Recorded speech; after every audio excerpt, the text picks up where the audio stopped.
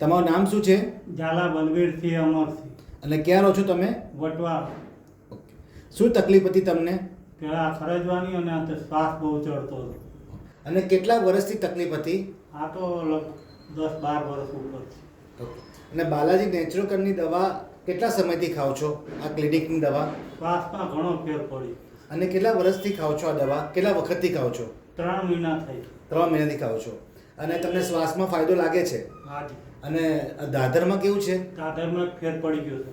Okay. દાદર છે કે મટી ગયું છે? 100% ફેર પડી. ઓકે. અને કેટલા વર્ષથી તમને આ તકલીફ હતી અને કેટલા ટકા ફાયદો લાગે છે? 10-12 વર્ષ થઈ. હા. અને કેટલા ટકા ફાયદો લાગે છે દવા ખાધા પછી?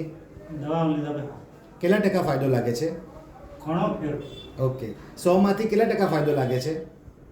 શ્વાસમાં ના, તમામ રોગોમાં. 80% છે. અને દાદરમાં? દાદરમાં તો 100%. ઓકે.